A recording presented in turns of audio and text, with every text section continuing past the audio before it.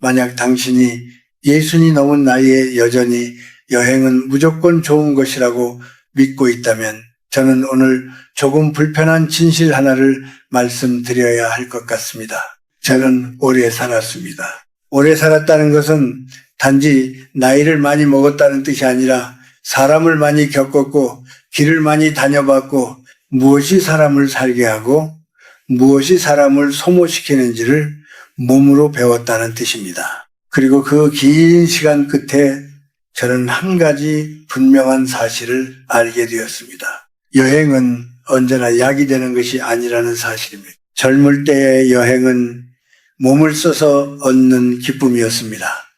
조금 무리해도 괜찮았고 잠을 덜 자도 회복이 빨랐습니다. 누군가 재촉해도 웃으며 따라갈 수 있었고 마음에 들지 않는 상황도 추억이라는 말로 덮을 수 있었습니다. 하지만 예순을 넘기고 나면 이야기가 달라집니다. 그때부터 여행은 더 이상 장소의 문제가 아닙니다. 누구와 함께 가느냐, 그 사람이 어떤 숨결과 어떤 마음을 가지고 있느냐가 건강을 좌우합니다. 사람들은 말합니다. 여행을 가면 기분이 좋아지고 오래 산다.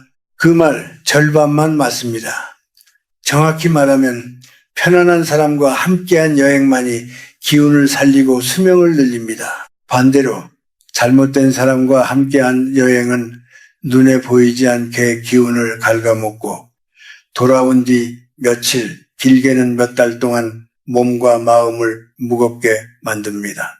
저는 강단에서 수십 년을 살았지만 진짜 배움은 여행길에서 더 많이 얻었습니다.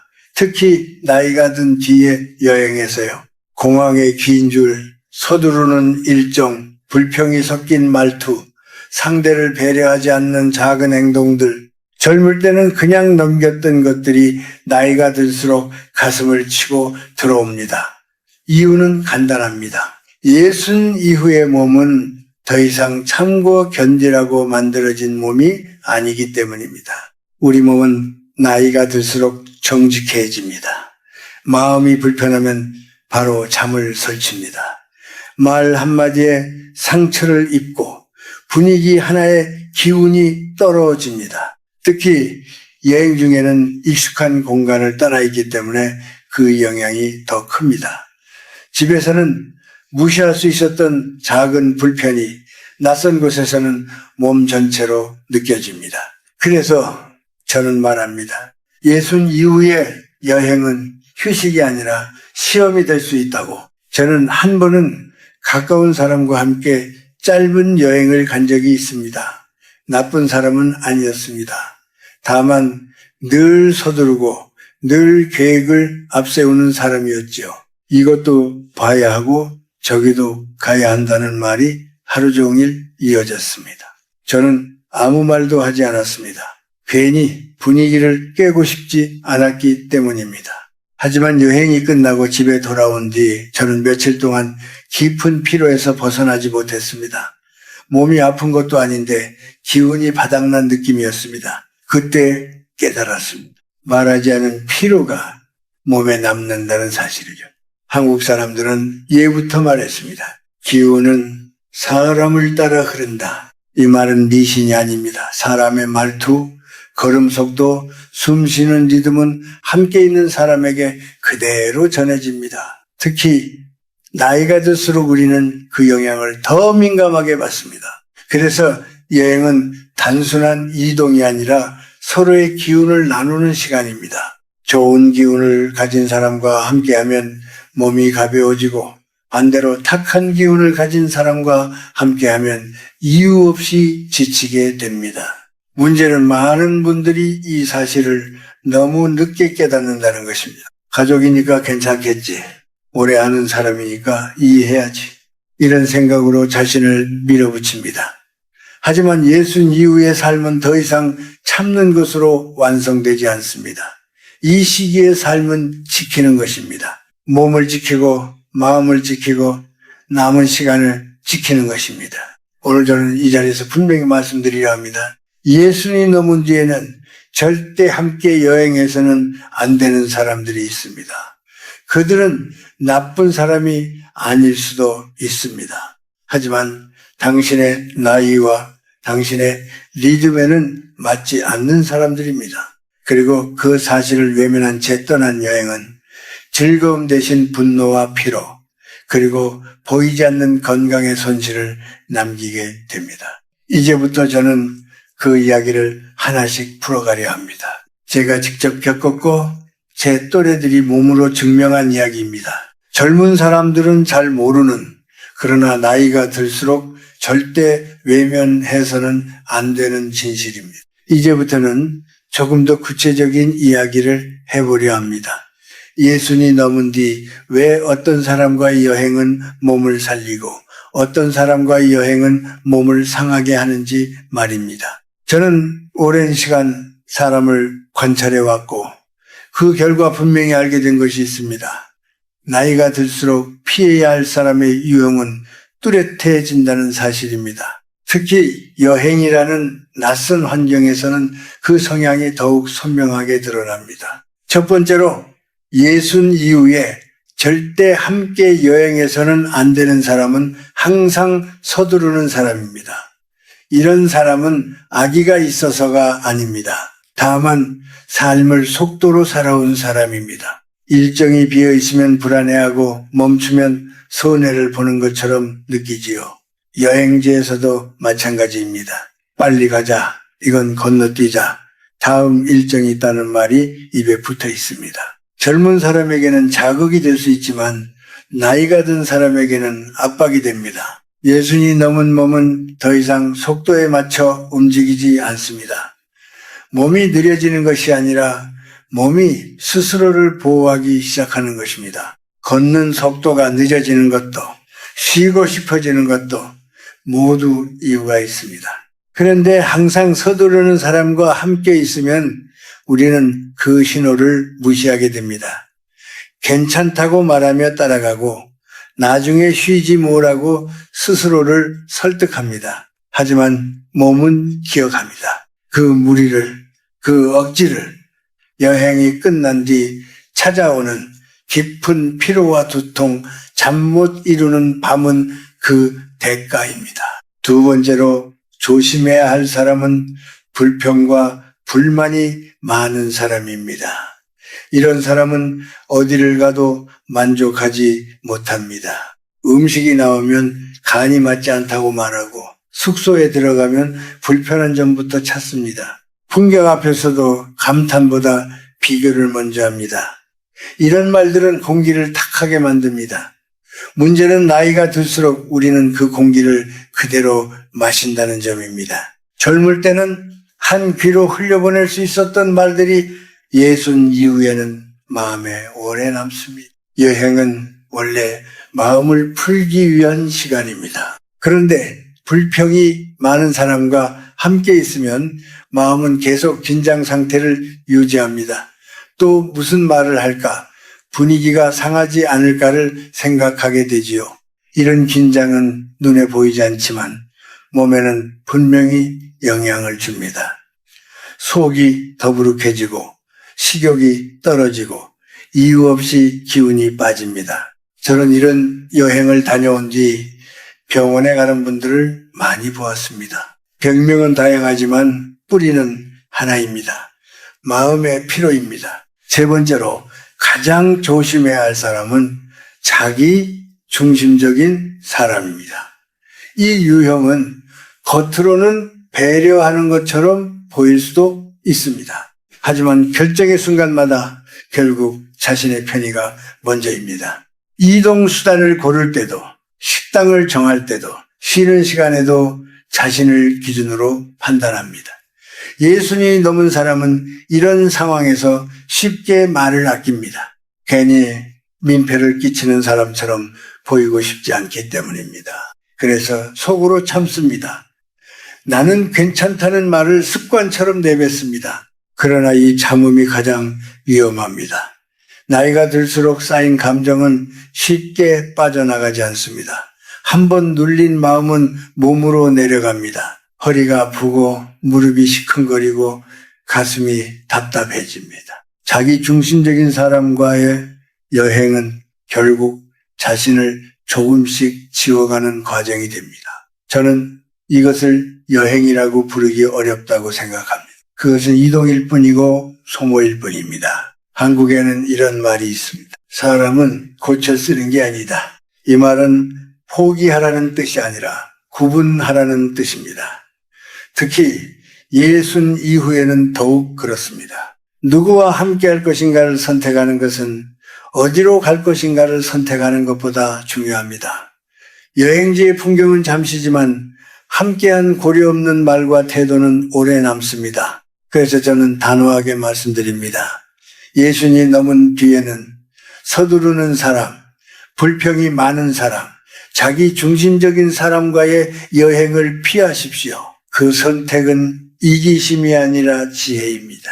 남은 시간을 건강하게 살아가기 위한 가장 현실적인 판단입니다. 예순이 넘으면 몸보다 마음이 먼저 지친다는 말을 젊었을 때 저는 잘 이해하지 못했습니다.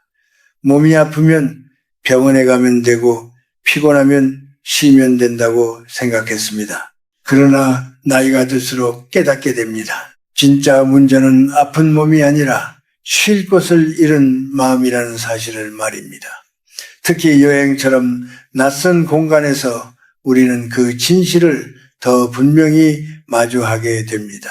사람은 나이가 들수록 점점 조용해집니다.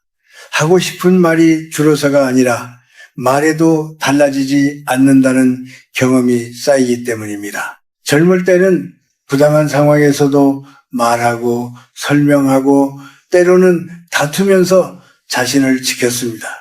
하지만 예순을 넘기면 마음 한구석에 이런 생각이 자리 잡습니다. 이 나이에 괜히 말해 뭐하나. 그래서 불편함을 느껴도 참고 넘깁니다. 여행 중에도 마찬가지입니다. 걷는 속도가 힘들어도 말하지 않고 일정이 버거워도 웃으며 따라갑니다. 문제는 이 침묵이 결코 사라지지 않는다는 점입니다. 말로 하지 못한 감정은 몸속으로 내려가 쌓입니다. 처음에는 가벼운 피로처럼 느껴지지만 시간이 지나면 잠을 방해하고 식욕을 떨어뜨리고 이유 없는 우울감으로 이어집니다. 저는 많은 동년배들이 여행을 다녀왔는데 더 피곤하다고 말하는 이유가 여기에 있다고 생각합니다. 여행이 힘들어서가 아니라 여행 중에 자신을 계속 억눌렀기 때문입니다. 예순 이후의 사람들은 대부분 혼자 견디는 법에 익숙합니다. 가족을 위해, 조직을 위해, 아이들을 위해 평생을 참고 살아왔습니다. 그래서 불편함을 표현하는 것을 미안해합니다. 특히 함께 여행하는 사람이 젊거나 자신보다 활력이 넘칠 때는 더 그렇습니다. 괜히 분위기를 망치는 사람, 뒤처지는 사람이 되고 싶지 않기 때문입니다. 하지만 마음은 그렇게 단순하지 않습니다. 참고 넘긴 순간들은 마음속에서 나는 중요하지 않다는 메시지로 남습니다. 이 메시지는 아주 조용히 그러나 깊게 스며듭니다. 여행지에서 찍은 사진 속에서는 웃고 있지만 밤이 되면 이유 없이 가슴이 허전해집니다. 함께 있어도 혼자인 느낌, 그 감정은 젊을 때보다 훨씬 더 아프게 다가옵니다. 나이가 들수록 외로움은 단순한 감정이 아니라 존재의 문제로 변하기 때문입니다. 나는 이 시간 속에서 어떤 위치에 있는가? 라는 질문이 자연스럽게 따라옵니다. 한국 사회에서 나이 든다는 것은 종종 뒤로 물러나는 것을 의미합니다. 말수를 줄이고 의견을 낮추고 자리를 비우는 것, 우리는 그런 모습이 미덕이라고 배워왔습니다. 그러나 여행이라는 특별한 시간까지 그렇게 살아야 할 이유는 없습니다. 여행은 쉬기 위해 떠나는 것이지 또 다른 역할을 수행하기 위해 떠나는 자리가 아닙니다. 그런데도 많은 분들이 여행지에서도 여전히 참습니다.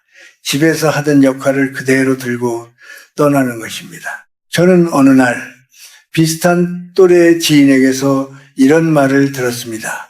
여행 내내 아무 말도 안 했는데 돌아와서 병이 났어요. 의사는 특별한 이상이 없다고 했지만 몸은 분명히 신호를 보내고 있었습니다. 마음이 너무 오래 무시당했다는 신호였습니다.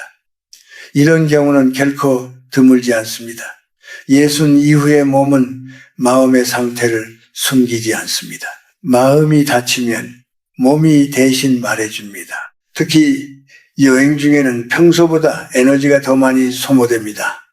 낯선 환경, 바뀐 식사, 다른 수면 패턴, 이런 상황에서는 마음의 안정이 무엇보다 중요합니다. 그런데 함께 있는 사람으로 인해 계속 긴장을 유지하게 되면 회복할 틈이 없습니다. 겉으로는 괜찮아 보이지만 속에서는 계속해서 경고등이 켜지고 있는 상태입니다. 이 경고를 무시하고 반복하다 보면 여행이 끝난 뒤 병으로 나타나는 것입니다. 저는 이 시기의 여행이야말로 자신을 존중하는 연습이 되어야 한다고 생각합니다. 누군가를 배려하는 것도 중요하지만 그보다 먼저 자신을 무시하지 않는 것이 필요합니다. 불편할 때 불편하다고 느끼는 감각을 되살리는 것, 그것이 건강의 시작입니다. 여행은 그 연습을 하기에 가장 적나라한 공간입니다. 함께 있는 사람, 흘러가는 시간, 나의 몸과 마음이 모두 드러나기 때문입니다. 예순 이후에 느끼는 피로와 외로움은 약함의 증거가 아닙니다. 그것은 이제 더 이상 무리하지 말라는 삶의 신호입니다. 그 신호를 듣지 않고 계속해서 자신을 밀어붙이면 남은 시간은 점점 무거워집니다. 여행은 그 무게를 내려놓기 위한 것이어야 합니다. 그리고 그 출발점은 자신의 마음을 함부로 다루지 않는 데서 시작됩니다. 예순이 넘은 뒤의 삶은 무엇을 더 얻을 것인가 보다 무엇을 덜어낼 것인가를 배우는 시간이라고 저는 생각합니다. 여행도 마찬가지입니다. 더 많은 곳을 보고 더 많은 경험을 쌓는 것이 중요한 것이 아니라 얼마나 편안한 상태로 그 시간을 지나왔는지가 더 중요해집니다. 그래서 이 나이에 필요한 여행의 기준은 분명합니다. 무리하지 않는 것, 억지로 맞추지 않는 것, 그리고 무엇보다 자기 자신을 소홀히 대하지 않는 것입니다. 먼저 함께 여행할 사람을 고를 때 가장 중요한 기준은 속도가 아니라 태도입니다. 걸음이 빠르냐 느리냐는 문제가 되지 않습니다. 중요한 것은 서로의 리듬을 존중할 수 있는가입니다. 예순 이후에는 하루에 하나만 해도 충분합니다. 아침에 천천히 일어나 따뜻한 차 한 잔을 마시고 짧게 산책을 하고 오후에는 쉬는 것, 이런 일정이 허전하게 느껴진다면 그 여행은 이미 누군가의 기준에 맞춰진 것입니다. 이 나이의 여행은 비어 있어야 좋습니다. 비어 있어야 숨이 쉽고 비어 있어야 마음이 놓입니다. 두 번째로 바꿔야 할 것은 행동보다 생각의 습관입니다. 많은 분들이 여전히 여기까지 왔으니 참아야지라는 생각을 합니다. 그러나 그 생각은 젊은 시절에만 유효했습니다. 예순 이후에는 그 한 번의 참음이 며칠의 회복을 요구합니다. 힘들면 쉬어야 하고 불편하면 말해야 합니다. 그것은 투정이 아니라 몸을 돌보는 태도입니다. 괜찮지 않은데 괜찮다고 말하는 습관을 조금씩 내려놓는 것, 그것이 이 시기의 중요한 변화입니다. 세 번째로 여행 중에 꼭 버려야 할 것은 미안함입니다. 특히 가족이나 가까운 사람과 함께할 때 우리는 쉽게 미안해집니다.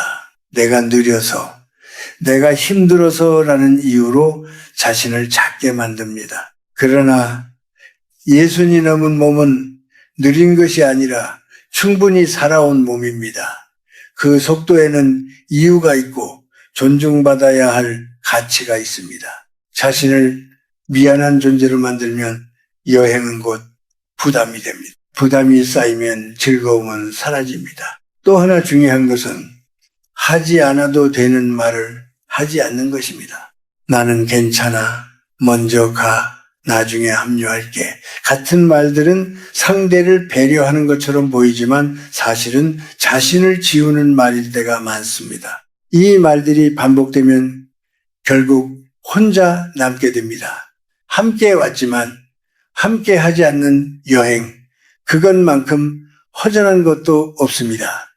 대신 이렇게 말해 보십시오. 나는 조금 쉬고 싶다. 이 정도면 충분하다.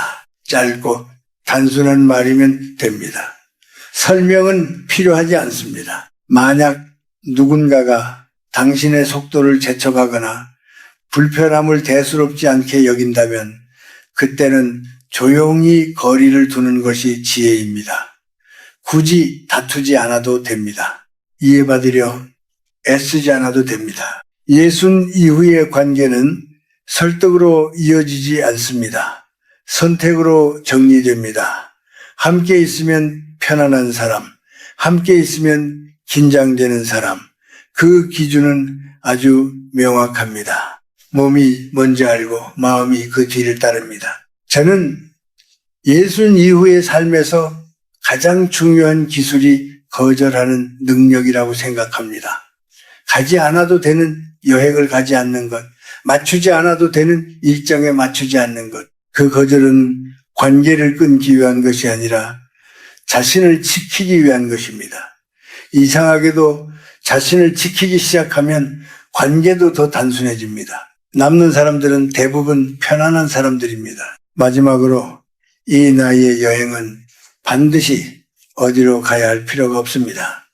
멀리 가지 않아도 좋고 자주 가지 않아도 괜찮습니다. 중요한 것은 돌아왔을 때 몸이 가볍고 마음이 조용한가입니다. 만약 여행을 다녀온 뒤 더 지쳤다면 그 여행은 다시 생각해 볼 필요가 있습니다. 여행은 삶을 보충해야지 소모해서는 안 됩니다.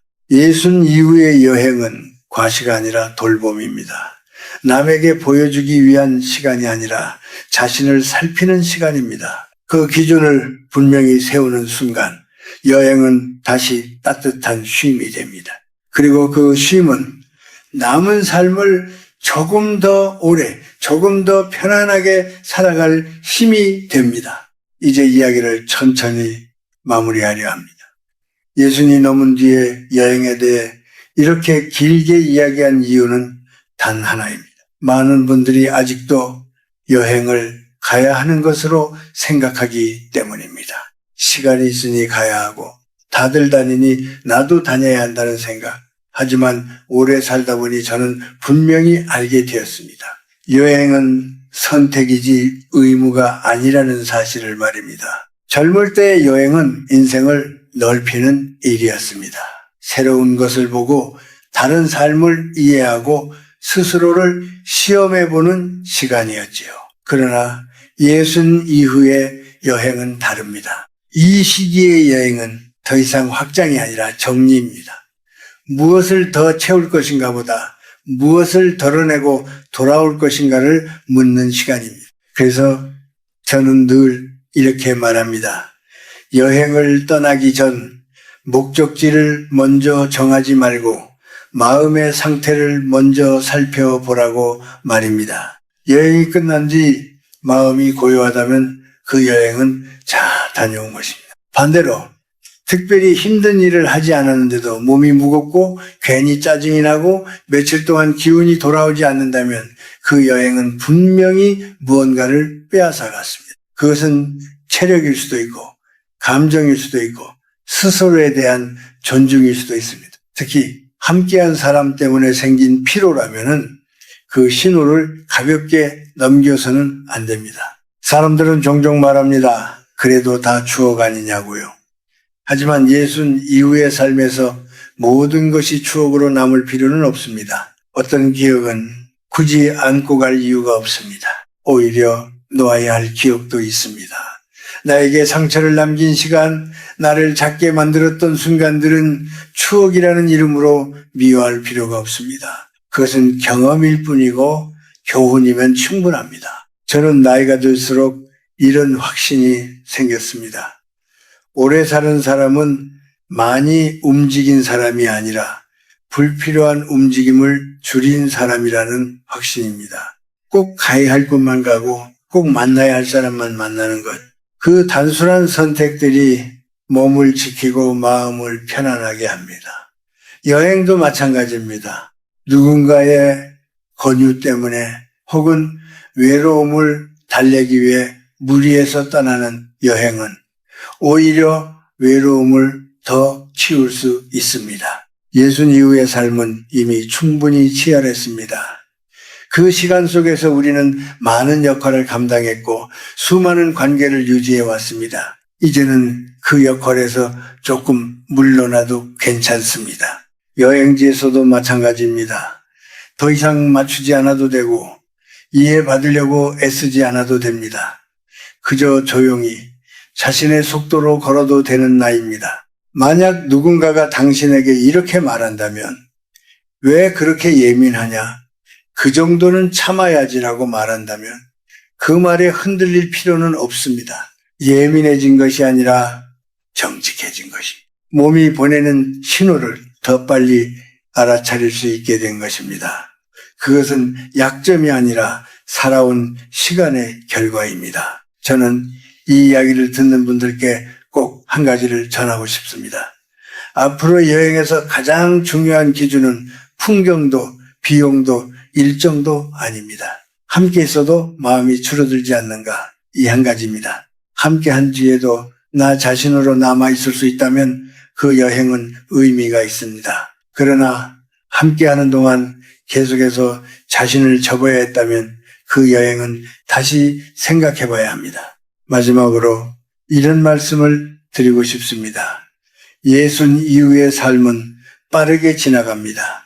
그렇기 때문에 더더욱 조심스럽게 써야 합니다. 기운을 아껴야 하고 마음을 보호해야 합니다. 여행은 그 기운을 채워주는 시간이 되어야지 빼앗아가는 시간이 되어서는 안 됩니다. 부디 앞으로의 여행에서는 목적지보다 사람을 먼저 보시길 바랍니다.